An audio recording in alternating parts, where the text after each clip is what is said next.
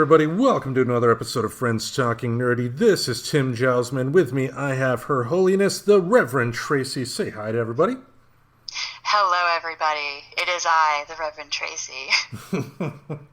How's your week been going? Oh, well, just as exciting and exhilarating as every day of 2020's been going, Tim. That bad, huh?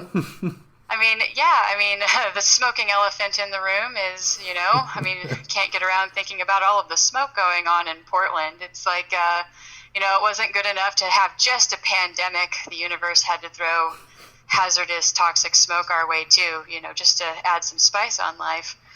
But I guess I could go ahead and go into that, because in the topic of what have I been geeking out this week, it's mostly been making my home safe. And since we do have a lot of people this affects, I thought it might be nice to give a rundown of just some of the top stuff we've come across in the internet and experts, etc. Yeah, I know you posted some interesting pictures of a house fan you got, so I'm sure that's probably one thing you'll be discussing here. Yeah, and also this is going to go to a shout out of look out to your friends out there, folks, because as mentioned, we've been going through something of this pandemic for a while too, and I know there's a lot of people that have asthma and breathing problems, etc.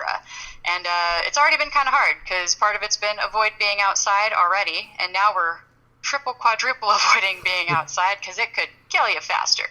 So one good thing is a friend had reached out when I had done one post about not being able to find filters, and just saying that goodness is out there. And I'd like to share this first before I go on into too much else, that they actually insisted on paying on an Uber driver to bring me some filters that they had been delivered that they had just discovered were the wrong size. Aww. So with that, you can look up a lot of how-tos. You can take cardboard if it doesn't fit your box fan perfectly.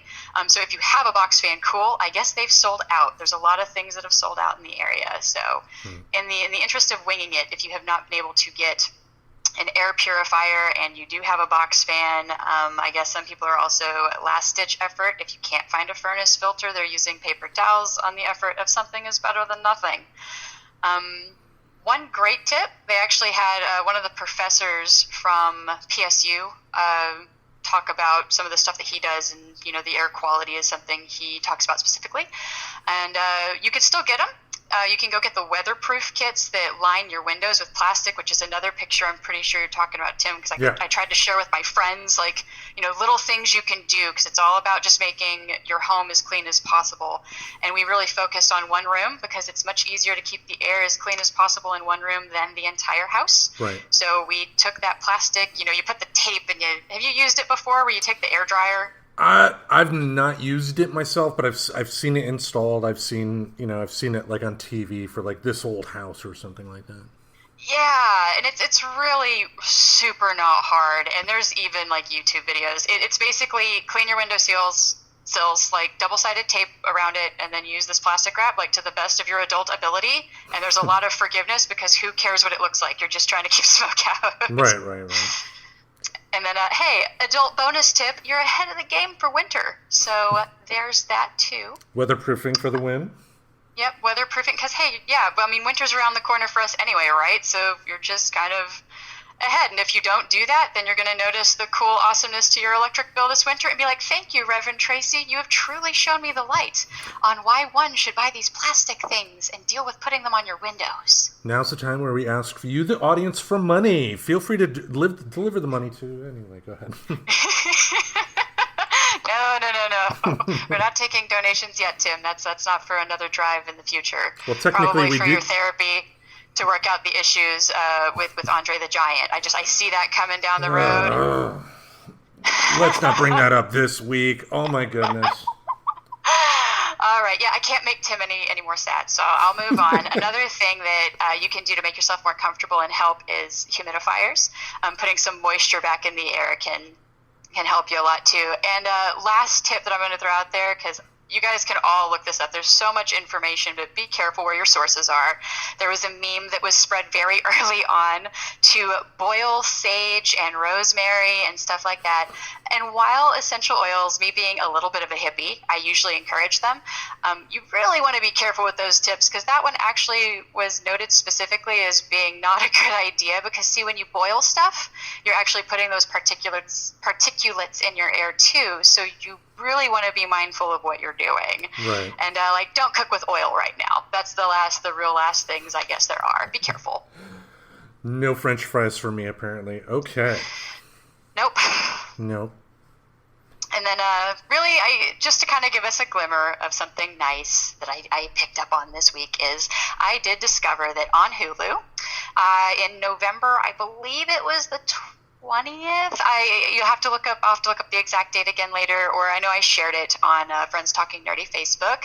But they are rebooting the Animaniacs after 22 long years. So, nostalgia. Tim, do you have any feels about the Animaniacs coming back? Well, I mean, first of all, it would not be a reboot because my understanding is that it's the original actors coming in. So essentially, it's just a restart or something. They pick it up like 30 or 20 some odd years later or something like that. Similar to 22.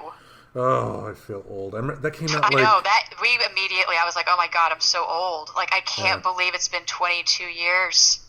It's insane. I mean, that was definitely a funny show. I mean, that was one of the first out of the vanguard of cartoons that really upped the game for quality, not only for the actual animation style, but for acting as well. Because even though there are a lot of great cartoons that people remember from the 70s and 80s and whatnot, a lot of that love is pure nostalgia. They do not stand up. Whereas in the early 90s, that's when things start to change. And we're actually going to go into that a little bit with our top 5 favorite topic, and that'll make sense when I bring up that particular one. But Animaniacs, definitely a quality cartoon. Plus, for the love that they offered, the original Looney Tunes and Pinky and the Brain. You cannot go wrong there. So yes.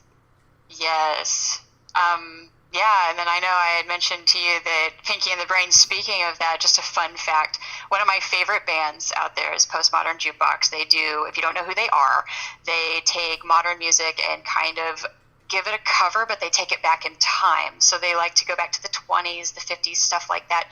So they did an old style, like saloon-y version of the Pinky and the Brain song. It was really good. And they actually got the original Pinky and the Brain actors to come and cameo in the background and do a bit. It's worth watching. If you're not on our page, you can totally find it. Postmodern Jukebox, Pinky and the Brain. Yeah. Fun, worth watching. And Maurice LaMarche, the guy who does the voice of the Brain, just, he's got one of those voices that he could literally read the phone book and you would still be interested because, I mean, just he's a legend for a reason.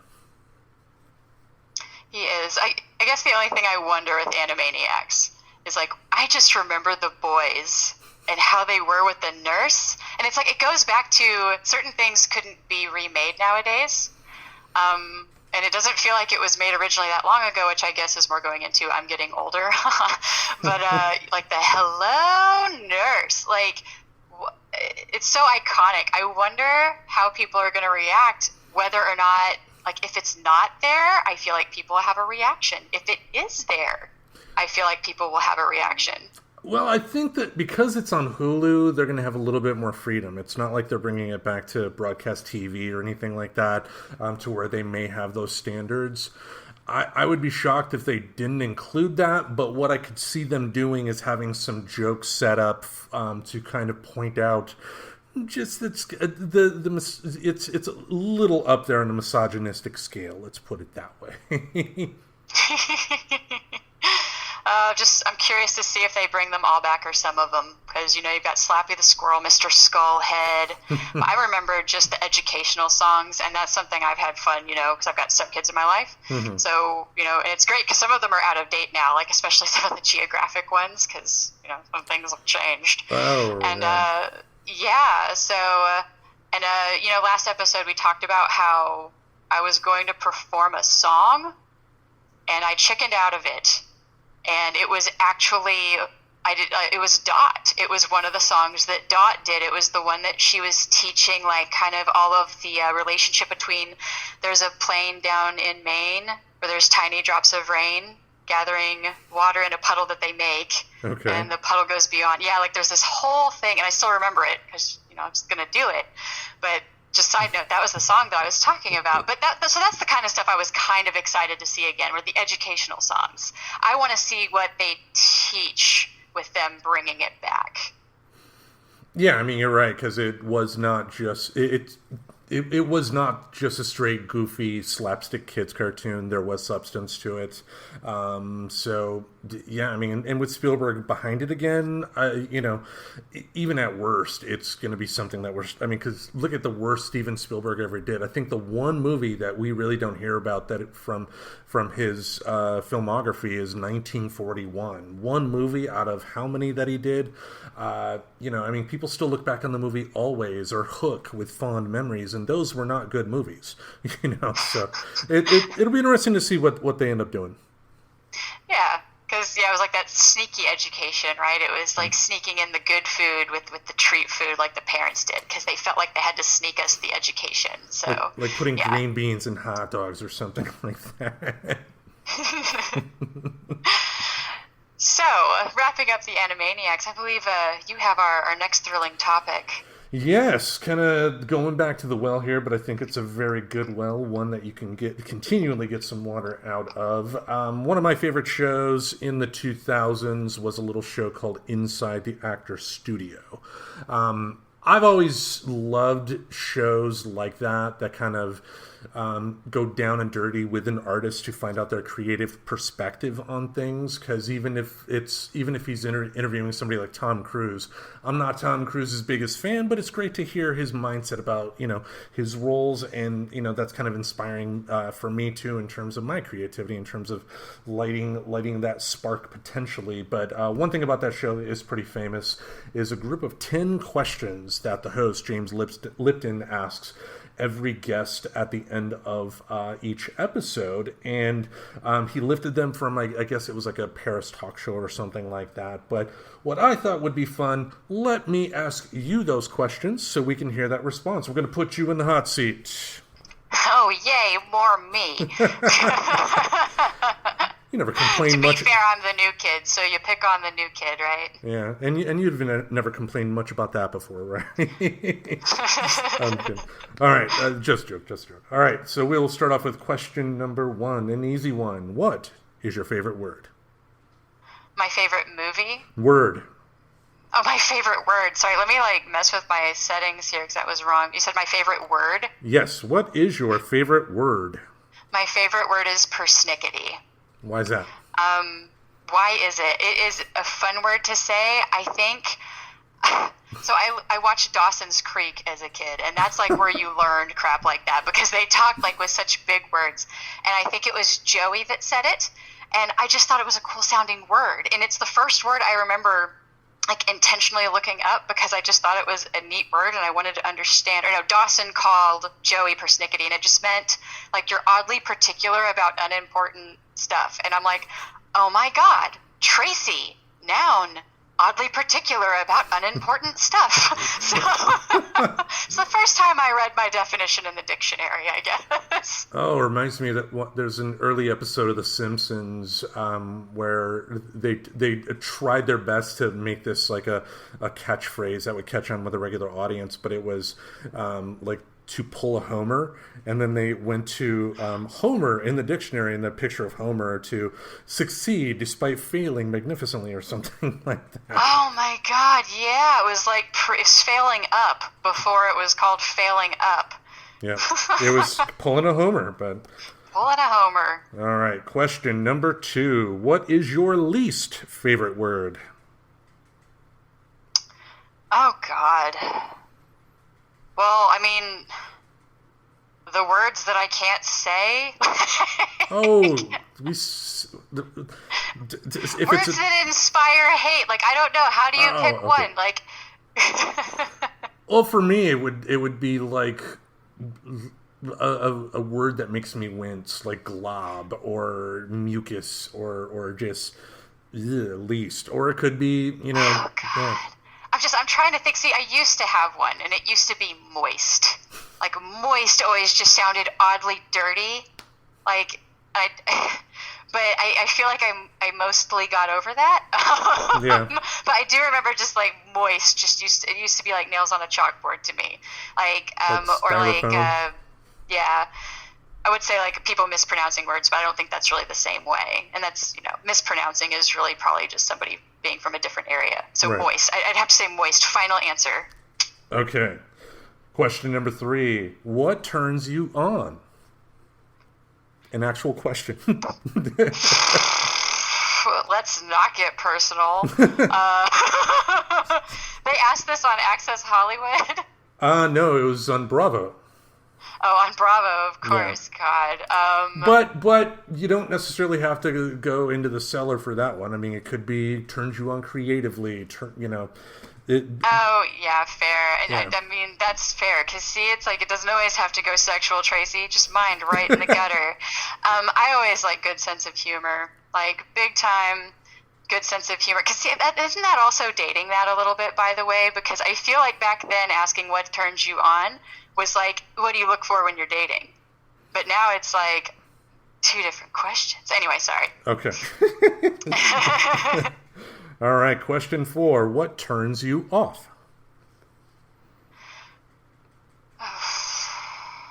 Creamed corn? Okay. I just think it's gross. That's a very particular... Do you have a bad story about creamed corn? No, I really just don't. I just really don't like it. I don't like thinking about it. I think, like, if there's ever a bowl of it put in front of me, it just makes me want to be anywhere but in that situation. So I'm going to go with creamed corn is what turns me off. Okay. What a corny answer. All right. Question 5. What sound or noise do you love? Ooh. Running water. I always catch myself, I'm outdoorsy, so when we go hiking and stuff and there's water, I always like, I can hear a creek, and then I want to go be by the creek for a little bit. So really dig running water.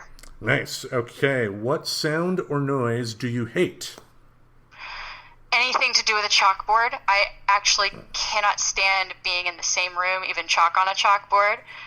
Goes back to when I was a kid. I used to get into a lot of trouble because I would refuse to write on it, and they would just think I was being like an asshole. So they'd send me to the office, and it's just, I can't handle anything about that. I get that. I mean, it's that somewhat for me too. More than anything else, it's styrofoam. I hate styrofoam. I hate touching it. I hate when other people touch it. Just that weird noise just gets some. It's like it triggers something on the inside of the ear that just makes me cringe. Yes, like ASMR, but bad. Yeah. All right. Question 7. What is your favorite curse word? Fuck. Okay. Why is that? It's just all of the uses of it, and I feel like I use it a lot, which I'm actually trying not to, because it just makes me sound angry. And I'm not really an angry person, but yeah, I don't know, fucking fuck, like... It's a great word. Fuck yeah. So many positive connotations, negative connotations. It's an all-purpose word. It can be used in all different, ways in a sentence, adjective, verb, noun. You're fucking awesome. You fucking suck, You fucking fuck. All right. Next one here. What profession other than your own would you like to attempt?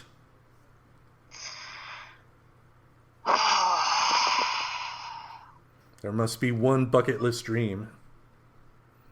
Tracy the janitor? Tracy the janitor? Well, I mean, technically isn't that like what I'm trying to do, which is the acting and creative side? Because, I mean, I don't do it for money, especially not right now. Yeah. So, I mean, that's kind of part of it. I guess the other thing... So I would totally dive into hippie world, though, and, like, do the whole, like, be an herbalist and do meditation and stuff like that.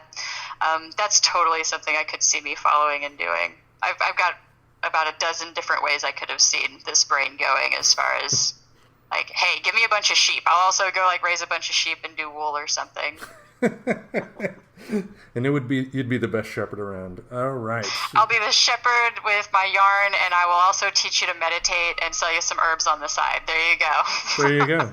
And then you can make like T-shirts with the wool with the Reverend Tracy logo on it. You're making money all around. There we go. See. All right, question 9. What profession would you not like to do? And I say this because I actually almost went into it, and then I realized I could see me punching someone in the face very easily, because I almost went in to be like a veterinarian or a vet tech. Mm-hmm. And the reason I say I could see me punching someone in the face very easily is I've heard some of the bullcrap reasons people give for like justifying putting their pets down. And so there's just something, as much as I love helping animals and I love animals, I don't think I could do that. I think I'd have to do like wild animal rescue because I don't want to deal with the humans that are the owners of the animals. Yeah, there are some definite awful people in this world, and yeah, I mean, if some of them got punched, that would not be a bad thing. Yeah, some people like deserve a good mouth punching, so maybe it would have been like karmic for me to get that job because of that one person. Because it only would be able to happen once, right? Like, you can't repeat offend and then get hired at the next vet place. Yeah, it's not good on your resume. Yeah, they kind of, like, ask you if you've been accused of assault, like most jobs. Most, but... All right. Most. The last question here, number 10. If heaven exists, what would you like to hear God say when you arrive at the pearly gates? Tracy, you did your best. All right. And you're free to laugh at that. It's okay. But, like, really, because that's all I've ever tried to do. So I guess if there is, like, that heavenly gates and God moment where they say something, I just like that. Like, yeah, I agree. Like, you tried your best for the most part. Yeah. Meh, you're in. Okay. Like, you tried your best. Like, go hang out. Take a chill. Sorry about those early years BT dubs. But, Oops, my bad, yeah. All right. That is the Actor Studio questions. Thank you for answering them. Let's move on to our top 5 favorite of the week. Woo! All right, so this week we've focused on our top 5 favorite TV shows from 1992. Do you have any overall thoughts about the TV situation in 92? Well, I like it because I actually have memories of these years with these shows being new. So not experiencing them as a repeat on Nick at Night. These were shows that I actually kind of remember, being like waiting up for the next one that was new or, oh my gosh, and the next blah, blah, it'll be back on in regular showings. Or, I mean, some of these, it was their first year, so. Yep. Yeah, I thought it was an interesting year. There was a video I posted on the Friends Talking Nerdy page that showed the show intros for some of the new shows that debuted that year, and it was interesting seeing like Jennifer Aniston. She was in a sketch comedy show with Wayne Knight. Odd pairing. Tobey Maguire had a TV show that debuted in 92. It was a really interesting and weird year because there were a lot of weird, bright colors in the TV show intros, and a lot of people were dancing that year. Yeah, because I actually remember, and I mean, granted, I was behind everybody because I was farm poor, but I remember when we finally got color television. Oh, man. And so part of me wonders if that has to do with the prevalence of color TV, because, yeah, I also remember a lot of vibrancy, especially on, like, intros and stuff like that, right? Mm-hmm. Yeah, so what we'll do, we'll go through our list, we'll bounce back and forth. I will list one, you will list one, until we go through our list, and we will give our thoughts. Are you ready to go? Let's do this, Tim. Let's do this. All right. I will begin with my first choice here, and it kind of touches up with what I mentioned with Animaniacs earlier. This show, for me, this is the demarcation line on when children's cartoons, quality-wise, started getting a lot better, and that is Batman the Animated Series. Yeah, I remember Batman in the background of my life. Go for it. Very, very well done show. They actually, because again in the 80s, what cartoon companies like Filmation I believe did He-Man. What they would, and of course you had Hanna-Barbera. What they would do, they only had limited budgets. They didn't have the types of budgets that Disney had or Don Bluth had for their, the feature motion pictures. So they had to do a lot of shortcuts in order to get the animation on screen, and it looked horrible. until Batman the Animated Series. But, when you have Warner Brothers producing it, they're going to have a lot more resources available at their disposal to make a much better product. But, putting out that better product, getting one of the best voice casts that, I've heard, together with Kevin Conroy, Mark Hamill as the Joker, Paul Williams as the Penguin, just some of the other voices, like Richard Mall from Night Court, who played Bull, who was the bald bailiff. He played Harvey Dent on the show, and a few other voices. But just the quality of the acting, the quality of the animation, it was really good. One of my favorites. Nice. Yeah, I remember that being a show. I know that we watched it. I wasn't super into Batman, and we didn't, I don't remember watching a lot of cartoons, earlier on, early on, of course I did, but I remember there kind of being an age where my mom was like, you need to be done with cartoons. And that hit really early for some reason.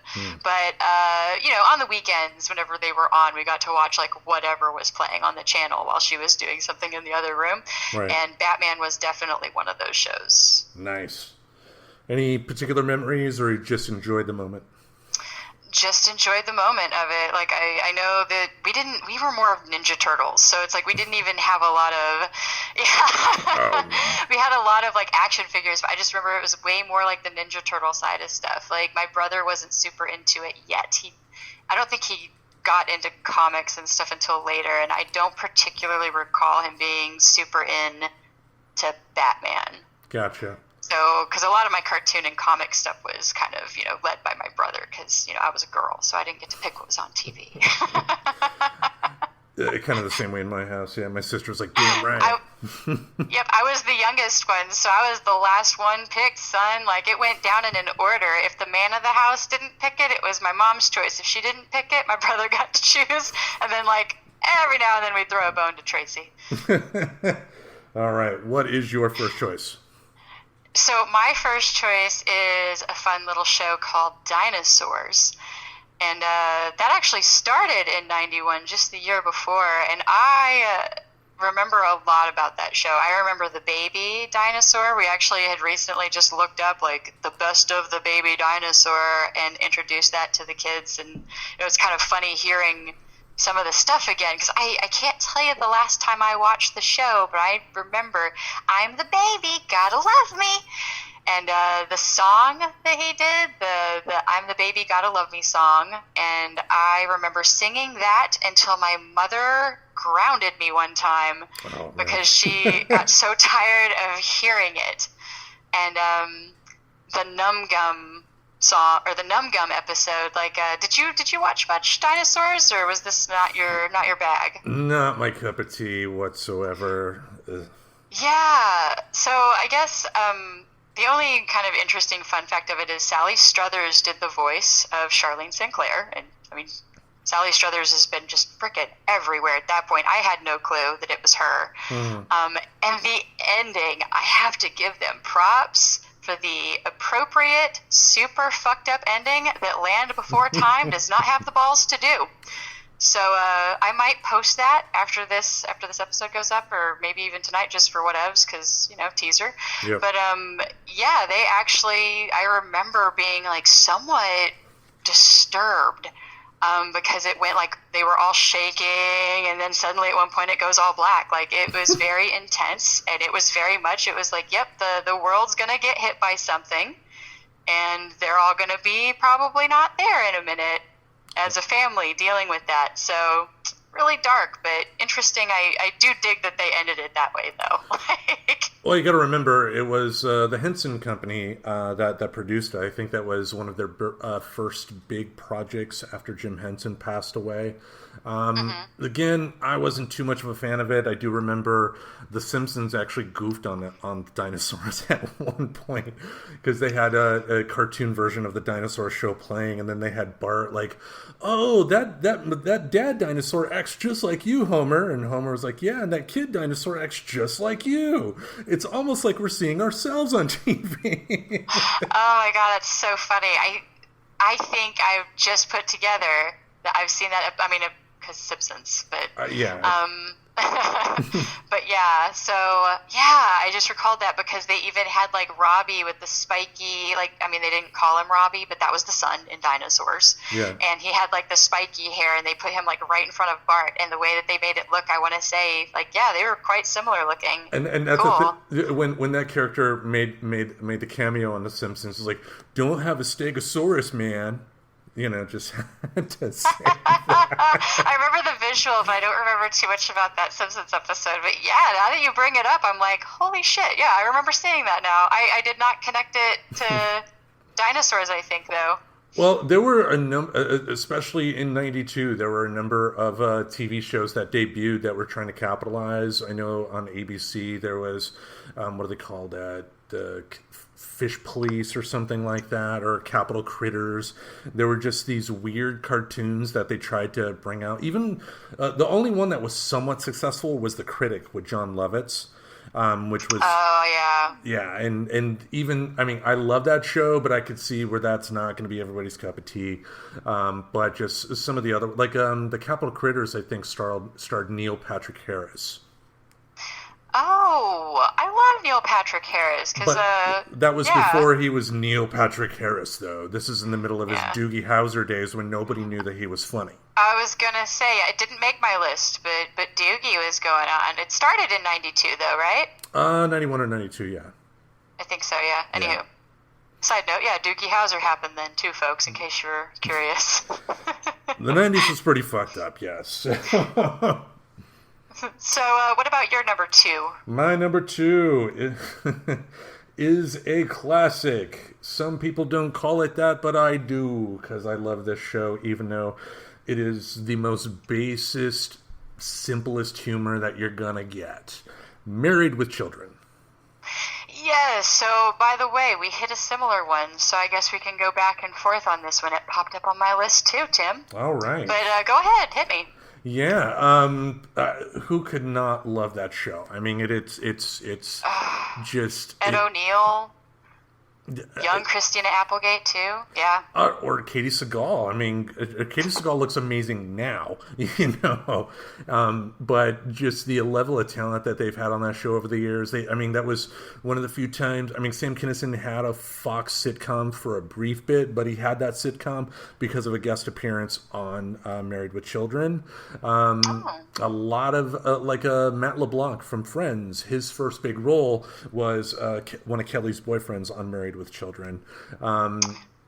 Yeah. What are some of the things you remember about that show?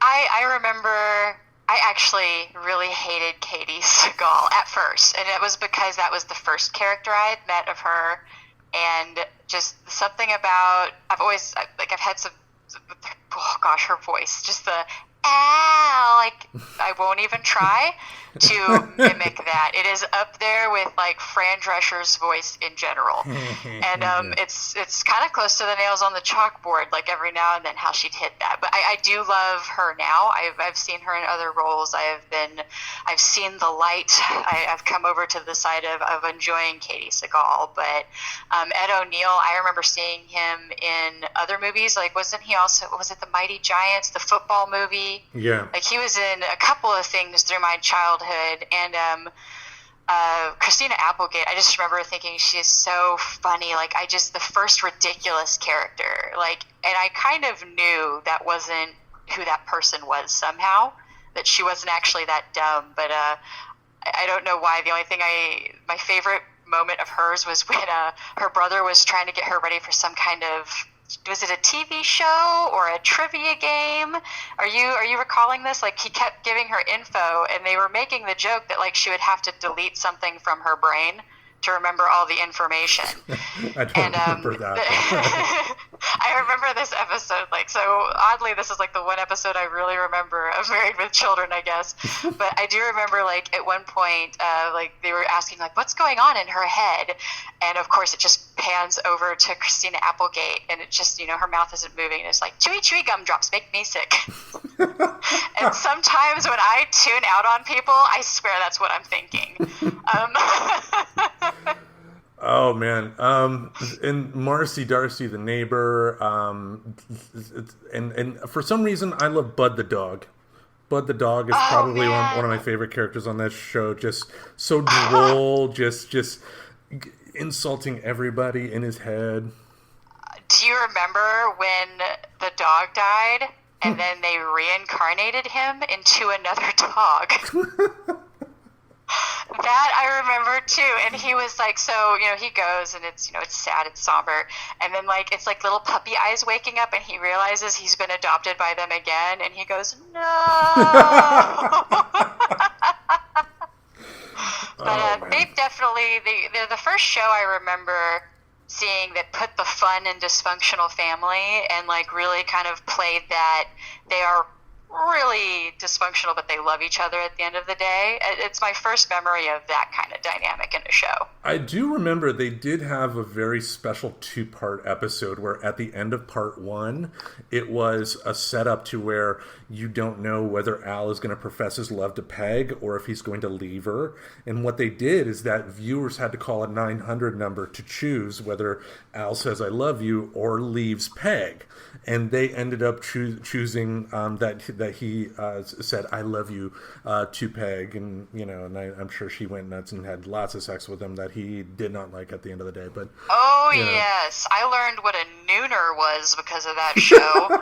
I love that my mom drew hard lines on certain things that I wasn't allowed to watch, but this one was totes fine.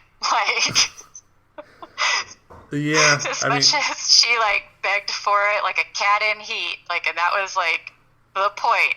That's what she was doing intentionally, and that's what I got exposed to as a child, and learning what a nooner was because I guess she was on a radio show.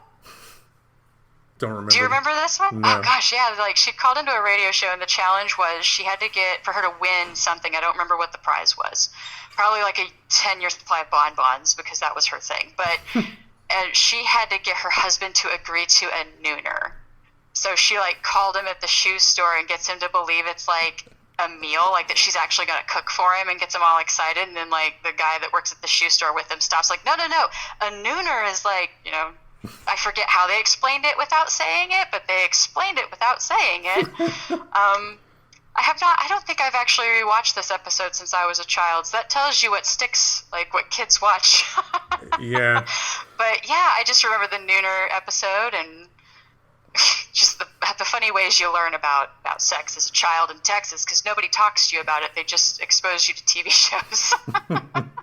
Let Jack Tripper teach you. Okay. Yep. That was the answer to that. Yeah. All right. So, since we both shared that one on our list, I will go again.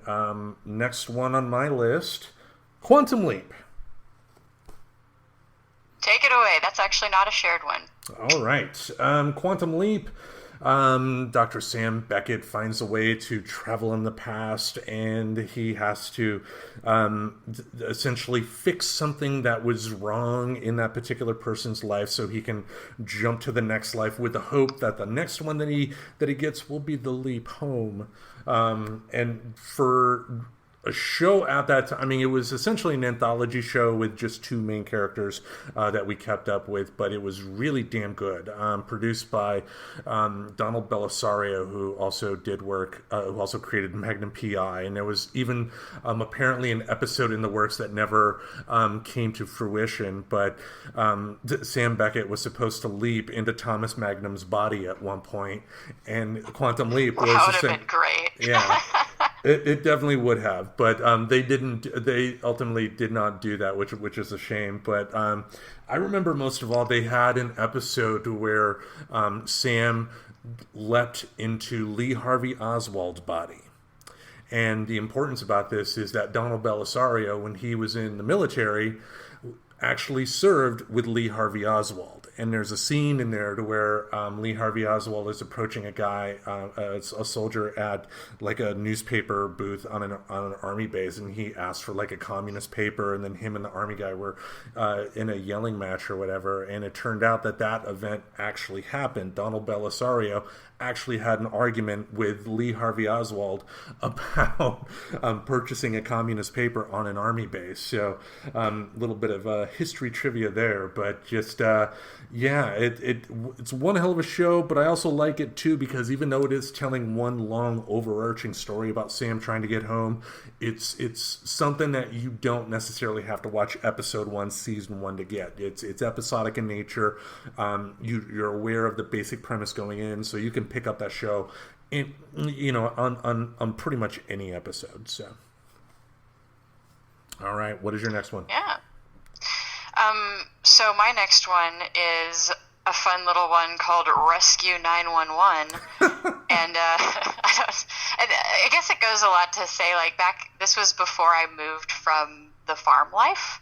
I had not moved out of that yet. So I'm realizing that the reason there's not a lot of cartoons here is that my weekends were often spent outdoors working with the animals. So, Rescue 911, that was so we watched a lot of TV as a family, so a lot of it had to cater to, what my parents wanted to watch. And so Rescue 911 I didn't even realize that was William Shatner that hosted that. Yeah. And he was captain of the Enterprise at the time when that was going on. And I guess there's one memory that many of us millennials, older millennials particularly, remember. And it's like, oh, well, maybe you didn't watch Rescue 911, but did your parents traumatize you about the story with the toddler who got a toothbrush stuck in his throat? Because a lot of us apparently remember that. Just checking my brain to make sure that was in fact a story that I had heard on this show, I found a Reddit where somebody had actually like, yeah, in case you were wondering where you got that from, it was from this. And then just a fun fact about that show is it's actually credited with the growth of the 911 emergency line, because at the time that it was airing, it was actually only functional about half of the United States. So most people were having to call private numbers. I came, I mentioned small country town type thing. I remember that long number on the magnet on the fridge and being told, like, no, you called this number. Like, this one, not the one on the TV. You call this number. So, it gave credit to really extending that and getting it popularized that we needed this line. We're kind of seeing the similar thing even happen now with the suicide prevention line being shortened and created. So kind of interesting fun fact about it. Yeah, I didn't watch that show much. I do remember an episode, however, where they had cameras in like an emergency room or something like that, and they showed a guy coming in that had like a knife in his chest, but he was still alive, and they ultimately ended up saying that the guy wouldn't tell the police who stabbed him or anything like that. And just, you see that type of thing, at any point, whether it's on TV today or 20, 30 years ago, that's going to definitely leave an impression. But, that was one of a number of shows that came in response to shows like Unsolved Mysteries or Cops or something like that. But it is what it is. And yeah, Shatner was still the captain of the Enterprise, but on the movie side of things at that particular time, of course. All right, my next one had another year left on the air in 92. I believe it went off the air in 93. That show is called The Wonder Years.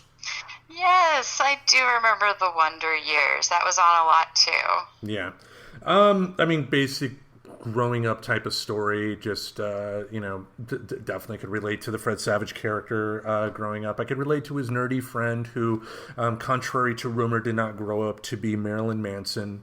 Winnie Cooper, of course, great actress, but everybody my age had a crush on her at that particular time. She actually went on to get a PhD, and I know she's acting again, of course, but she wrote a number of books and is involved with charities that are trying to get young women interested in math. So, there's that, the iconic music for the theme song, and just what a wonderful show. Just, again, another one of those shows you could drop in at any point, and it's like meeting up with an old friend after 30 years, so. Yeah, I remember that show was on a lot in our house. I don't remember paying a lot of attention to it. I felt like it was one of those shows that my mom watched, and so every now and then, like, I'd pick up on something with it, but I was usually preoccupied with something else. I mean, I was 6, so Yeah. I was in that weird middle land, right? Because we weren't watching a lot of cartoons, but I wasn't quite on with the interest, so it was like really stuff that just kind of like I really remembered happening at the time. All right, what is your next choice? So my next choice is Fresh Prince of Bel-Air. I remember watching that also like when I was a lot older too, because it hit a lot of repeats and stuff like that. It was just it was interesting because, again, coming from small town in Texas, it was cool seeing people that like were different. And there was, I was always kind of fascinated by seeing, I don't really know how to phrase that one. Like, it wasn't like my normal exposure, like some of the stuff that was brought up in culture, in Black culture, like I didn't get it, and I always thought that was interesting, and it made me want to pay more attention. Does that make sense? I think that's Perfect. kind of checking out. Yeah, perfect. Yeah, and then it was kind of funny because I guess it was kind of controversial to watch at the time where I was, because I was in very country Texas, so like people thought it was odd that we watched that show, and that's about as much as I want to touch on that. But I do remember that like later in years, there was a lot of skepticism brought up. So like, well, he only took that job because, you know, of course he had a problem with money. And out of interest for the show, I did look that up, and it turns out that was actually true. He was really excited. I think he maybe wanted to take the role anyway. Right. Do you know anything or ever heard anything about this? Oh, yeah. Basically, Quincy Jones, famous music producer, but also just a regular TV and movie producer as well, was definitely aware of Will Smith through his music career, and had the idea for the Fresh Prince of Bel-Air. It was created by a guy by the name of Benny Medina, and then they incorporated like Fresh Prince and jazz into it and all that stuff. But yeah, I mean, Will Smith had some trouble with the IRS because his first 2 big albums, Parents Just Don't Understand, and the follow-up tanked, and with record, and that's a shame too. It's not that bad of an album. I mean, he was pretty good. But well, I mean, it put him in the hole, like I guess almost $3 million, and he took the opportunity, and they took like a percentage of his salary for that show. So just, you know, if you're into the interesting trivia or heard that rumor and ever wondered if there was truth to it, yeah. I guess there was. Yep. Funny enough too, when that show first came out, I remember reading in the TV guide when they announced it, and then they had his picture with his real name, Will Smith, on there, and that was like the first time I ever saw like the real name of a rapper. You saw on MTV, oh my goodness, their real name, and it was Will Smith, just a simple name, you know, Will Smith. But you know, what can't be said about that show? Just, I mean, great actors involved. Yeah. I loved it. They were funny. Especially I noticed that, you know, at first I was like, I don't understand why that's funny. And so that's a show that I kind of remember growing up and learning the humor.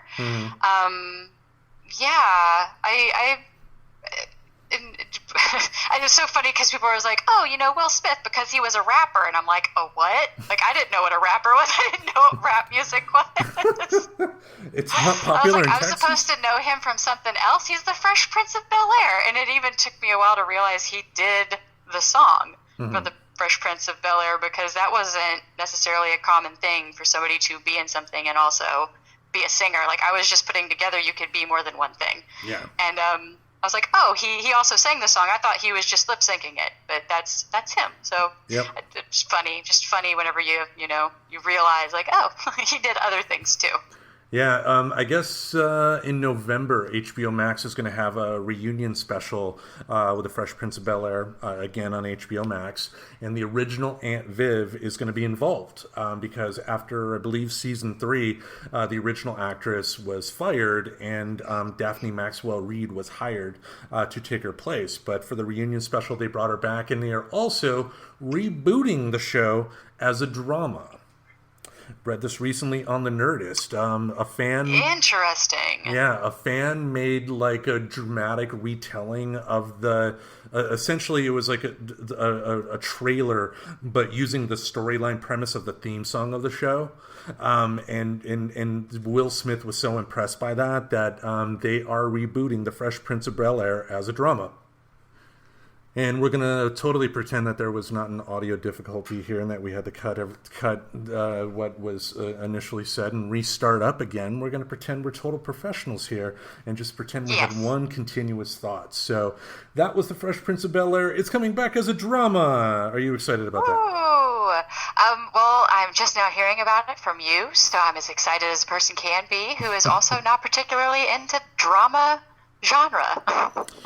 Well, but I might try to follow it out of interest, though, because I think it's interesting that they're going to take a drama turn on it. Yeah, the fan video is up on YouTube, so when we're done with the recording, I'll send you a copy in a message, and I'll post it on the Facebook page too. Yeah. About that, but it's definitely interesting and I could see where they could go if they do it as a dramedy. I hope that with the reboot that they don't go the straight drama route. You know, it would be good to introduce some more dramatic elements to it, but have some levity when jazz comes along or something like that. Yeah, like that dramedy. Maybe every now and then dip into a little bit of dark humor. That's welcome nowadays. Exactly. But all right, we'll go with the last choice on my list. There were a number of shows that could have gone on this prestigious list, but I had to choose this one. It was a sketch comedy show that was very famous during this era, and it even was one that interested my mother, which ended up souring me on the show in later years, and that was In Living Color. Yes, I remember In Living Color. Yeah, I mean, with the sketches alone, I knew I was going to start hating it the moment my mother fell in love with Homie the Clown. Oh my gosh, I actually remember Homie the Clown because, again, it goes into the small town Texas. Mm-hmm. Not a lot of the humor was received or gotten at first. And but I do remember Homie the Clown. Didn't he, like, carry around a sock full of quarters or something? Like? Yeah, he'd hit somebody and go, Homie, don't play that, you know, which... Homie, don't play that. That's right. Homie, don't play that. Oh, God. So, I don't know. What made it your favorite? I mean, it was one of the... I mean, I loved Saturday Night Live at the era, but Saturday Night Live was for older people, essentially. And for me, this was like one of the first sketch comedy shows that tried to speak to a bit of a younger audience. Because, again, Saturday Night Live, that era was still their golden era. I mean, when they had, Sandler in the cast, Mike Myers, Dana Carvey and stuff like that, but they were shooting for the, 30-year-olds and 40-year-olds of the audience. Whereas In Living Color was a high school, 20s type of era, referencing the stuff we would watch during that time, showcasing the music. And of course, that was, even though he'd been around and been on another TV show in the 80s, this was the show that gave Jim Carrey his big break. Yeah, early Jim Carrey. I remember I watched some In Living Color like years later because it was like, oh, you never saw this show? And I'm like, no, I haven't. But I recall it because I was kind of reading up on some Jim Carrey stuff a while back ago. And I haven't gone back to look to see like any of his work on it. But I do remember the theme song. Heavy D and the Boys did that theme song. With Jim Carrey, I mean, I forgot the character name, but he played a female bodybuilder that took steroids and just I mean, it's Jim Carrey just in a bikini, doing poses and just being himself. Fire Marshal Bill. Let me tell you something, Jennifer Lopez was one of the Fly Girls. Oh, I recall hearing that at some point. Yeah, because I think, what I'm thinking of is pop-up videos. Like, I feel like I learned a lot about, random stuff like that. Because I remember Jennifer Lopez, learning that about her, watching pop-up videos. That, she was initially a fly girl on In Living yeah. Color, yeah. In Living Color, like that's how she started. Yeah, she was one of the fly girls on the show, and the choreographer of the show was Paula Abdul, big at the time, of course. But yeah, just you know, and there was the big joke throughout its history. I mean, apart from Jamie Foxx, the only other person on an African American ensemble comedy that made it big was Jim Carrey, which that brings me back to, I totally forgot about this. Tommy Davidson was on that show. He ended up coming to Grand Rapids at one point for a stand-up gig, but he was on the local news. They had they had a call-in segment on their show called Live at 5:30, and I bet my sister to do this, and she did.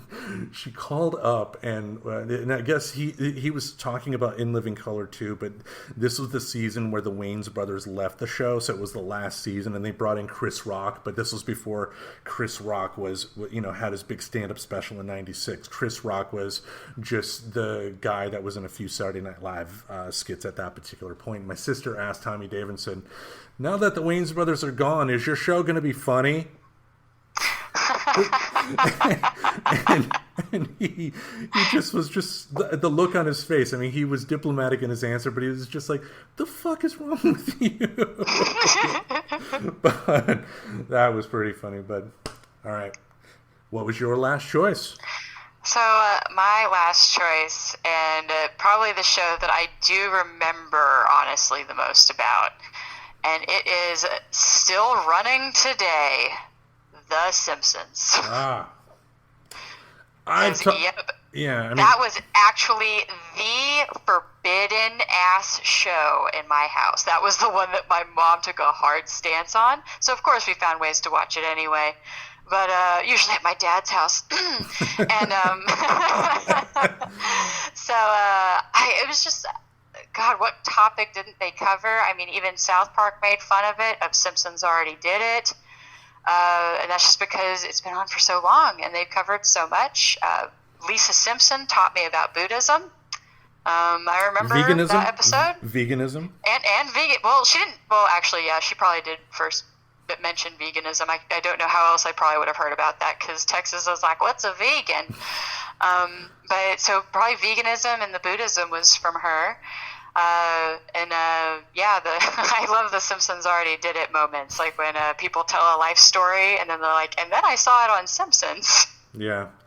I mean, I was going to include that, but I've talked about the Simpsons enough on this show that it should be a given that I love it. I mean, the early seasons are some of the best comedy around, and it's interesting. This is probably, I mean, the Simpsons are a unique experience if you think about it, because comedy is so fickle. I mean, what was funny in 1992, people are going to look at you like you're an idiot today if you try and give those jokes. But they found a way to be funny then, and they're still finding a way to be funny today. I mean, is the show as good as it used to be in its golden age? No, but they're still finding an audience enough to stay on and be profitable, and that should say something, They have successfully evolved, and something to be said is they have never hit a topic or crossed a line that got them into the danger of the cancel. Being canceled and just you can't talk about them, cancel culture thing. But so it's kind of really amazing if you think about it, because of how long it's been going, and they've managed to actually evolve and never go to a humor place that's super insulting. I mean, they do have their fun. They make fun of people, but they also make fun of their own people equally. Yeah. And I don't think they've ever gone to a super insulting edge to it that I recall. They seem to handle most topics with respect, even though it's funny, because you can do both. Yeah, I mean, I know lately they've gotten some criticism the past few years, with Hank Azaria and the Apu situation. Any thoughts on that? Yeah. Well, I mean, you can't go back in time. And and I don't say this to be cold, and I know this can come off as cold, but when something wasn't typically thought of as a bad thing to do, because there was a lot of voice actors and there was a lot of amazingness, like they loved the range. They loved hiring a voice actor who could do a lot of things and sound completely different.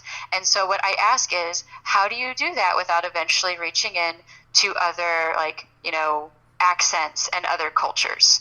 It's an easy thing to kind of dip into, especially if, I don't know, if you respect it. Like, you can still learn and like learn to do it respectfully.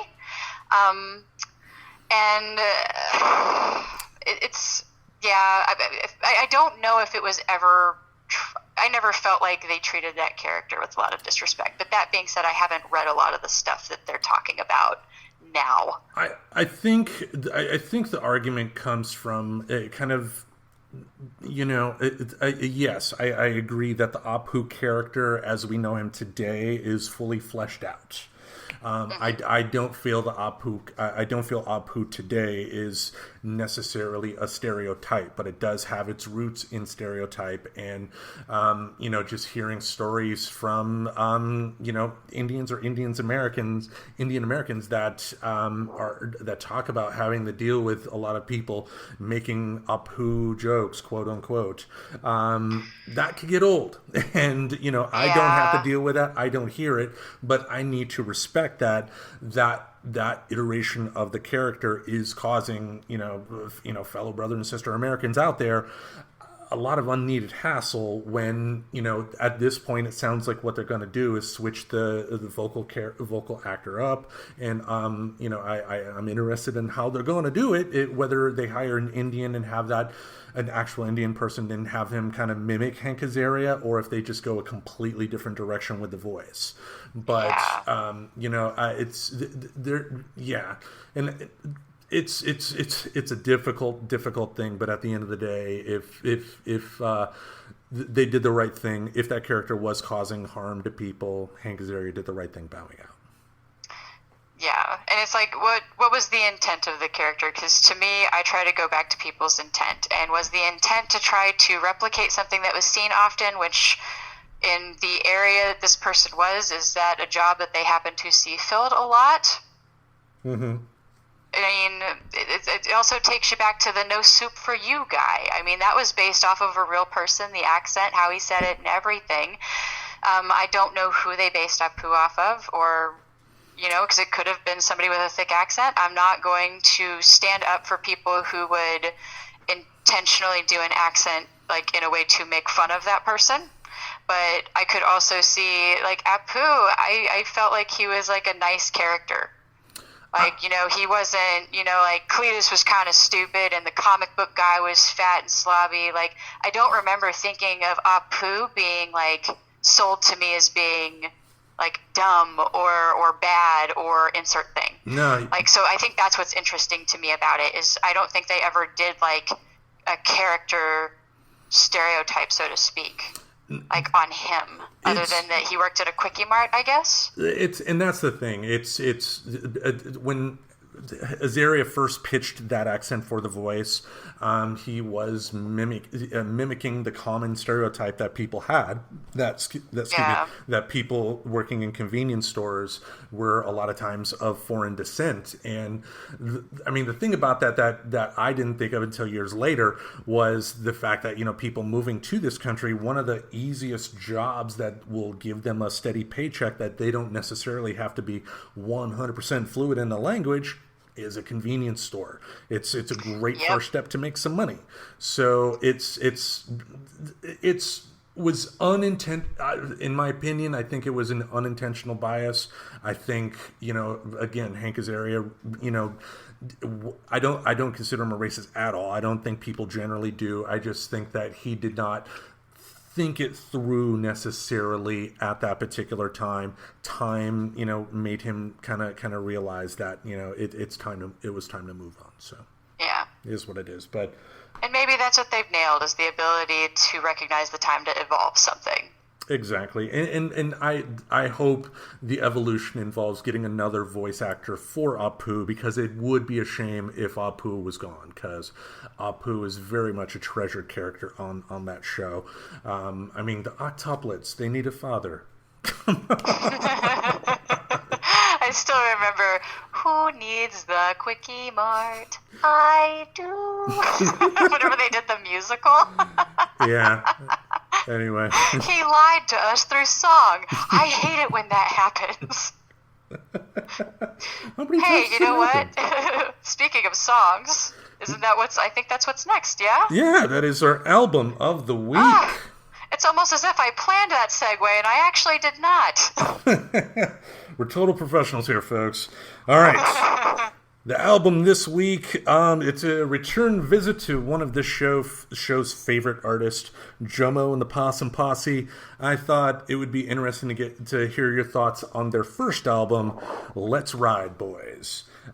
You've had a chance to hear it.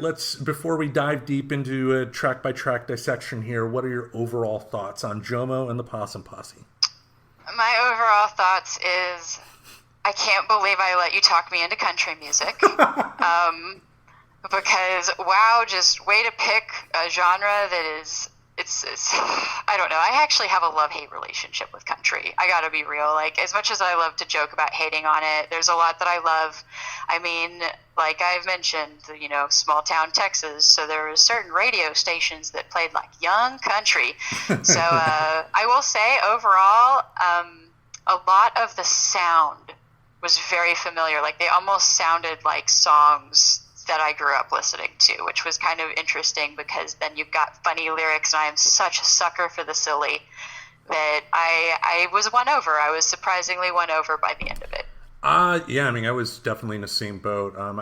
Did you watch the Guy in a Buffalo videos?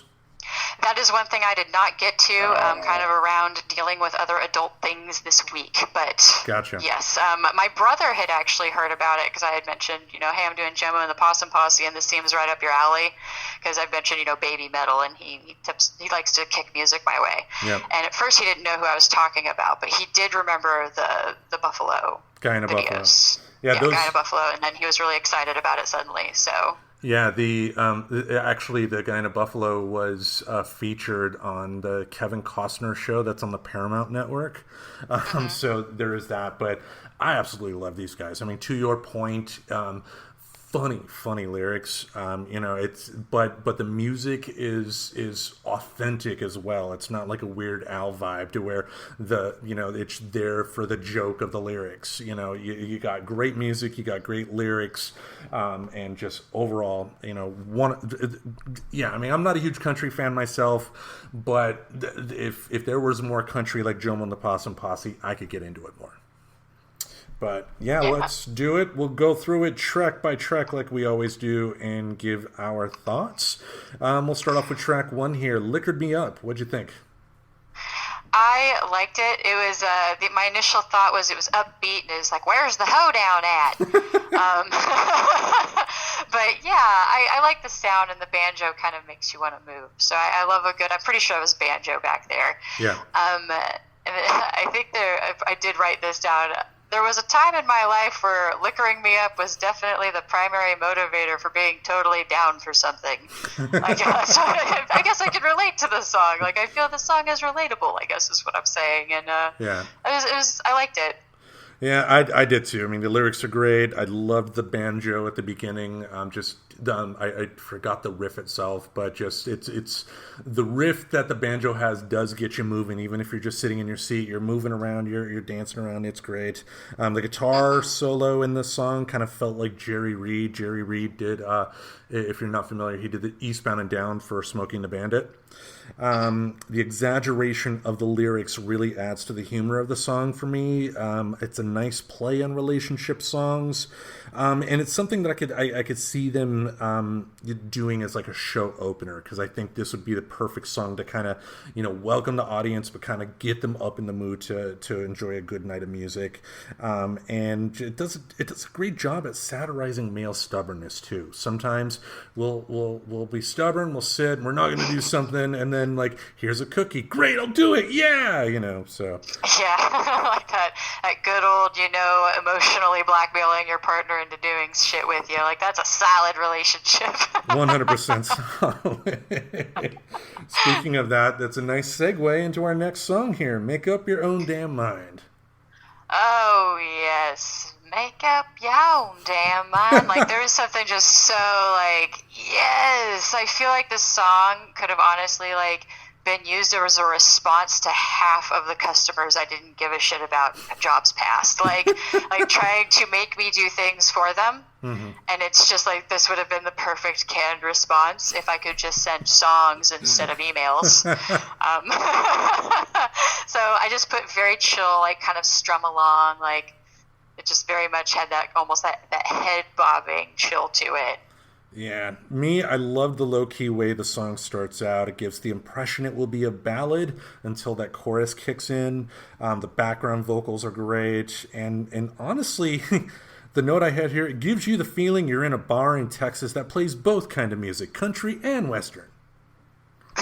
Yeah, that's definitely, because there's country, there's Western, and then there's country Western, and I think this kind of does more fall into that, and I think it's because of that loping feeling to the music, but right. Yeah. Okay. Next song, featuring Cody Braun, we have Ginsu. What did you think? This is probably my second favorite song on this album, because I am a sucker for, like, deadpan delivery, and there's just that the way they do, and then he died, like between each one, like, and it's a funny story, it's like, and I also thought the sound went kind of different too, because he went a little bit the way he's don't get caught in a ginsuit or something like that, right? Like, yeah. It had a little bit more of a swingy, like, twang to it than the prior parts, so it definitely had a fun sound to it.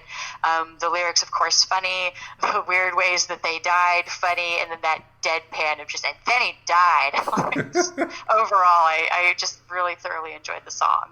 I will send you a link, but they have an album a track off their latest album, Taking Number Satan, called "Nailed It." If you liked this song, you're gonna love that song, because it's the same type of just build up until the delivery, and you're gonna be laughing. Nice. For me, for Ginsu, I put the guitar work was great, probably some of my favorite on the album. The song itself, I could see an audience really getting into it and really loving it, but as far as a track that I would want to put like on the home stereo and listen to at home on repeat or something like that, this wouldn't be up there on my list. But that is not to imply that it's a bad song or anything like that. But I think that sometimes with a band, especially with a first album, a band that that tours a lot, they're gonna make a number of songs that are geared towards that audience interaction, and I think this is one of those right there. All right. Yeah. The next one, this may make you recall home a little bit. Amarillo, what'd you think about it? Yes, I like the tune overall. I didn't really have much to say on it. I think mostly because I was distracted from hearing Downtown McKinney, and I actually stopped in my tracks the first time I listened to it. I was like, did they just say Downtown McKinney? Because that is where I used to hang out. I used to work in Old Town McKinney. I used to hang out and see the old ghost stories, because there's a ton of ghost stories. And because they have an old courthouse down there that they used to do them some hang-ins at, that they'll talk to you about.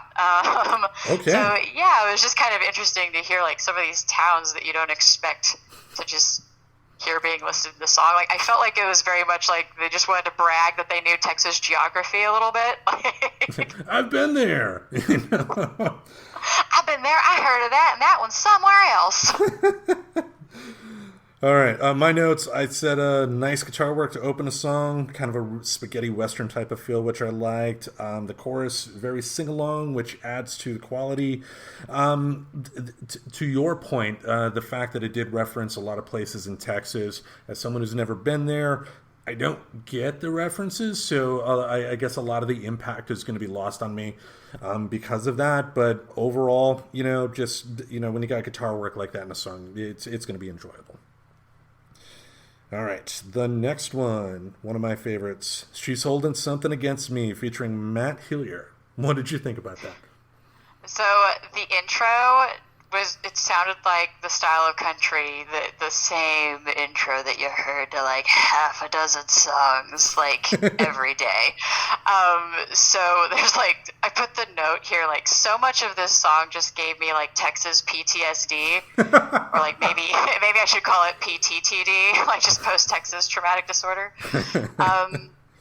Because the Hong Kong country buffet sounds just like something they'd have had in McKinney, Texas. And I mean, just it was like really a song about a person with no filter, which is like the best way to describe like a lot of people in Texas. So yeah, I mean, to your point, this song, the funny parts of the song are elevated because it is such a traditional country song. I mean, the theme song, the title of the song is a lot of country songs, like the titles can be like on like bumper stickers, and this is definitely a bumper sticker type of title. I put pokes fun at the bumper sticker type of songs while fully being one. The fiddle was great. Almost gave the feel of being a Hank Williams Jr. type of song, and despite okay, see, I was trying to put my finger on like that sound, and you just did it. Hank Williams Jr. There you go. Mm-hmm. And just with the exaggeration of of the shotgun to the head over some of the silly things, just that did it for me. I just love this song. This can be on repeat no matter what. This would probably be my favorite on the album. All right. The next one, we're going to add the next two songs together because they are really one song if you think about it. That's the Well-Mannered Riders and Buffalo Riders in the Sky with Diamonds. What did you think? So the Well-Mannered Riders is definitely my favorite song on this album. Like I said from the beginning, I like the silly, and there's something about it that really reminded me of like my favorite song, which is Boy Named Sue. Not that it sounded the same, just like kind of the same feel, like the humor to it for some reason reminded me of Boy Named Sue. But I just love that they would sing, and then it was like they just got over trying to sing, and so then they just started talking and then finishing up and then said really sorry, like really polite things in just really, really short amount of time, which I love. It's up there with like that deadpan delivery with the prior songs. So I really dig how they did all the singing, and then as they over-explained how well-mannered they were, that was like the really short, quick, like awkwardly thrown in there at the end. Here's some flowers for your land. So happy for you right now. First of all, for your wedding, here's some flowers. First of all, with A Boy Named Sue, you know who wrote that song, right? I do not, actually. Shel Silverstein. I just know it from Johnny Cash. So Shel Silverstein, before he wrote children's poetry, wrote country songs, and one made famous by Johnny Cash, of course. The notes I had for these two: this is definitely an homage to the Highwaymen. Speaking of Johnny Cash, and because the Highwaymen had a song self-titled "The Highwaymen," and there's Ghost Riders in the Sky, same type of feel to this, just brilliant. The wordplay in the song is brilliant, unless it's private property. In that case, we refrain. Yes, I loved that. Like, they're so clever with just the way they responded. And then what's funny is you're saying that you're considering them the same song. So I have to share that I did not consider them the same song. And the only note I have for Buffalo Riders in the Sky was, the first listen, I kept thinking, wow, this intro is really long. And then it just like ends and goes into the next one. It's like, oh, okay, well, that's because that was the song. And I didn't realize that had been intended to go together. So now that makes a little bit more sense. Yeah, essentially it's like the last acoustic. It would be like if it's a movie that's going to play over the end credits or something like that. But yeah, even though this is not my favorite, this would be like 1A. You know, it's one hell of a good listen here. All right by mine. The next track. What'd you think? Oh man, when you hear a song and it's like, should I think this is funny, or am I a bad person for laughing at this song? Then you know that's a song for me, because this song is awful, but it's funny because I don't think they're actually talking about a specific person, more of an idea. But yeah, it's you know, it kind of reminds me of a backcountry version of Bloodhound Gang's "The Lap Dance is Always Better When the Stripper is Crying." Like, oh my God! Wow. Well, I mean, her name was Russell. Like, do you remember that song, or are you not really into Bloodhound Gang? Oh, no, okay. I haven't heard much from them. Well, maybe you should listen to that later, and you can tell me if you agree with that statement. But yeah, it's like when the intention of a song is to be so ridiculously rude that it's funny. Mm-hmm. So I think that's what they were going for, and they nailed it. And it's like, I don't even have any notes. I did say it's another beat that makes you move, though. Like, so at least it's like a positive beat, even if you really don't like what they're talking about. But it was funny. I actually had that, too, in terms of the rhythm. It gets you moving. I'm always a sucker for a song that has a harmonica in it. The lyrics, I think, were kind of goofing on people that are so image obsessed. You know, right? And if you think of it that way, it's not as negative, because a lot of country has story songs, and this is essentially a story of a guy who's a complete asshole, but you know, trying to sound like, you know, he's offering a great compliment or something like that. But yes, met her on the internet, and you know, you're ugly by most people's standards, but you're all right by mine. It's very, very negging, I guess. But yeah, I think that's like, they're not making fun of the girl in this story. They're making fun of like that guy or that person, even, because hey, there's women that do it too, let's be real. But they're making fun of that type of person. So when you realize that the joke's directed at that, then it's kind of funny, because that's ridiculous. Exactly. All right, the next song, Battered Husband Blues. What did you think? I think this was another one that was like, the humor is like, oof, but at the same time, it is really funny. I like the sound reminded me a lot of country I grew up around, so I felt like this was another kind of dip back in time. I put like Alan Jackson, Tracy Byrd, because I was trying to remember like who played on that young country station when I was a kid, because I wasn't super into the music, but it reminded me a lot of that. Right. And that's kind of the notes that I have on it, was just the sound reminded me, and then it was another like, I love that they kind of edge on that dark humor, because as you know, I really appreciate dark humor, so I did like this song for that. For me, this was probably my least favorite on the album. And it took me a while to really think about it. And if anything, it just boils down to it being a swing and a miss in terms of just making me laugh, you know, to put it bluntly. In a lot of ways, it shares a lot of the same theme, same content as she's holding something against me, but I guess the exaggeration in Battered Husband Blues it's not that exaggerated, so it kind of took me out of it a little bit. Yeah, but I know I had a thought of, is this funny yet? Like, is this something that can be funny? That was kind of where I'd struggled with it a little bit. Mm-hmm. And, you know, I've done a little bit of stand-up comedy. I do have stand-up comedy friends, and there's a lot of people that don't believe anything is to anything, to try to, you know, because humor is a coping mechanism. Just to point that out. Like, that a lot of people view it as a coping mechanism.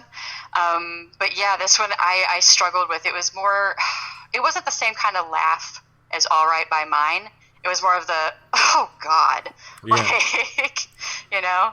If anything, it was probably too easy, because you know what in terms of what you were just talking about in terms of finding humor in anything as a coping mechanism, it's just because you can joke about something doesn't mean you should always do it, because sometimes based on a certain topics you have to express it in a certain way to get your point across that you are indeed making a joke and not endorsing it. And I'm not saying that Yes. Jello and the Possum Posse is endorsing battered husbands, or anything like that. But just again, in the instance of this song, it's just a swing and a miss, and it didn't get it. It didn't do it for me. And the big reason why I wanted to think about it was I didn't want my response to be, oh, they're talking about battered husbands, and that's so bad, and that's too easy. That's too easy. Yeah. And so, yeah, I mean, and it's rare. I love this band, but you're not going to love everything your favorite artist does. So, and I think that's where I was with it too. But I wanted to try to find something enjoyable about it. So in a weird way, it does take you back to the sound takes you back to like some kind of interesting like 90s nostalgia, young country, what they called it back then. But yeah, I think I'm with you on just kind of wish they'd done a different topic. It wasn't as easy to laugh at that one as it was as like All Right by Mine, because it was kind of hard to gauge the humor. Right. But yeah. All right, we got the next track here called The Open Road. What you think? Very strumming along and chill sound. And I felt like this song was just like, it was just there. Mm-hmm. And maybe it's just because, we're on the last two songs, and I felt like, they kind of were starting to bring down the tempo, like, if the intention was, doing this as a playlist from beginning to end with kind of more the slower songs, I think it was placed well for that. But it didn't really speak to me. It's probably a second least favorite, just because it didn't do much for me. Yeah. The notes I had, nice guitar work to open a song, and this is one that I've listened to in the car driving around with Professor Aubrey, and it's sometimes some music is best played in a car while driving. And this is one of those, just being in the open road, feeling the air on you. It definitely evokes that feeling. I mean, to your point, it's not the best song on the album, and it's forgettable, but not every song on an album is going to be the greatest song in human history. To your point, it needs the ebbs and flows, and this is kind of the flow part of the album. Yeah. Yep. All right, the last track, High Ground Coffee Shop. What were your thoughts? So, right at first, it reminded me of Country Boy Will Survive. Why is that? Have you heard that? The Country Boy Will Survive, or something like that. Or it's like, maybe it's Can Survive, because I mix up lyrics sometimes because of my hearing. But like there was something about it that reminded me of that at first. I would say, as they say where I come from, this is a shoe tapper. I did notice, I was tapping my foot, even though we were kind of in the chill the last two, which weren't my favorite of the album. Mm-hmm. But then you go back to that when people kind of made albums before, they used to traditionally end with the more chill ones, especially when you listen to tapes and listen to stuff beginning to end. So while they weren't my favorite, I did like them. If I were to sit and listen to this, if I made a regular practice of listening to albums from front to back, beginning to end, I would probably enjoy those two songs at the end. But, nowadays you kind of have your playlist of your favorites, and you don't have the wind down songs anymore. Right. But probably, I would assume maybe similar to Open Road, maybe it's just more enjoyable as chilling and on the road, relaxing or driving, or maybe going to your favorite coffee shop, since it's the High Grounds Coffee Shop. Imagine that, yeah. The notes I had, I'm assuming the song is about an actual coffee shop in Texas somewhere. It's low-key and mellow. It's a nice story song, but it doesn't connect with me. It didn't connect with me, and repeating the song title as much as they did kind of took me out of it too, because the High Grounds Coffee Shop, and just over and over and over again. If I knew some of the context, I guess, if I knew if it was an actual place, what does it mean to the history of that band? Do they let local bands there? I mean, if there is a history with the band there, then I could see myself getting a deeper appreciation for it, because it's not a bad song, but enjoyment is about relating to it. And if I can't relate to it, gonna get as much enjoyment out of it as much as somebody that lives in the area where Jomo and the Possum Posse plays and knows a lot of the same landmarks and goes to their shows a lot type of deal. So and to your point, yeah, it is a kind of a nice way to kind of end the album. Not the first time that they kind of end album on a more mellow note. The Take a Number Satan has a great track where Jomo does a duet with an artist by the name of Betty Sue called what is that album title? You Need It. Very, very good song. But yeah, that was Let's Ride Boys. Now, since we've gone through track by track, just any more thoughts on Jomo and the Possum Posse? Are you going to listen to them again? I probably will listen to them again. I think Well-Mannered Riders is definitely going to be something that I listen to. That might add on to a playlist. I don't do a lot of playlists anymore, but yeah, I might have to put that one somewhere. And I did want to give props. There was a lot of range between the years of country, like how country has evolved over time. Like I said, I heard some stuff from the 90s. I heard some stuff that sounded a little bit more current. And then I heard some stuff that was like banjo picking. Mm-hmm. And so it's kind of cool that they kind of went across years and subgenres, because even we mentioned the little joke about the country and western and country western. I appreciated that of it, though. I did too. I mean, we've reviewed their work on the show in the past, and I'm sure we'll talk about it again. They're a great band. As we record this tomorrow, September 18th, which happens to be my birthday, they are having a virtual concert that they are going to be performing on YouTube and Facebook Live. The reason I'm bringing it up is that those concerts generally get replayed on Facebook and YouTube, so I got no problem bringing it up here. They're great to listen to and enjoy. Definitely check out their album. Like I said, their latest is Take a Number Satan. This is Let's Ride Boys. And if you haven't heard, at the very least, check out Guy in a Buffalo, because that is comedy gold. It is one of the funniest things I have ever seen and heard. And allow me to say happy early birthday, Tim. I got you nothing. All right. But happy birthday, Tim. Well, you gave me your presents here for another wonderful show, and I think that counts to me. So, well, as long as my presence counts as a present, I'll totally let you take it. Okay, it counts as a present. Just next time, slip me $5 or something like that. Then we'll be all right. All right. Another show's in the books. Thank you for joining us once again. Next time we are on, do you have an idea on what album we may discuss? I had a few suggestions. I was going to see if we could come on a secret agreement and maybe do a teaser on the page if we wanted to do such things. And I didn't know if we wanted to pick a 5 here, or did we want to go something different off of TV shows? The top 5. We could stick with TV shows. Since it's my birthday, why don't we do TV from 1976? Oh, yeah, in honor of your birthday. So 1976 then. Okay. Let me write that down. Sturdy professionals that we are. Yes. My God, we're totally raking in that podcast money right now. Watch out, Joe Rogan. Coming after you. We're on to you. Yeah. All right. Another episode's in the books. We thank you for listening. Thank you once again. Do you want to throw it to Mr. Rogers right now? Yep, let's give it over to Mr. Rogers, Tim. Okay.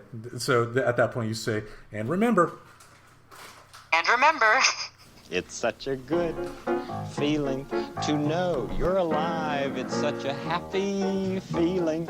You're growing inside, and when you wake up ready to say, I think I'll make a snappy new day. It's such a good feeling, a very good feeling. The feeling you know that I'll be back when the day is new. And I'll have more ideas for you. And you'll have things you'll want to talk about. I will too. You always make each day such a special day. You know how? By just your being you. Only one person in the whole world like you. That's you yourself. I'll be back next time. Bye-bye.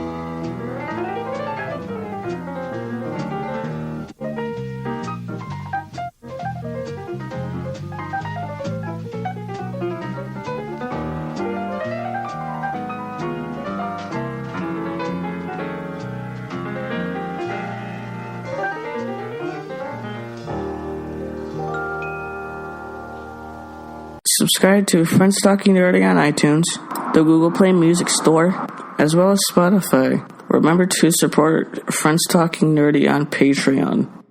Goodbye, darling.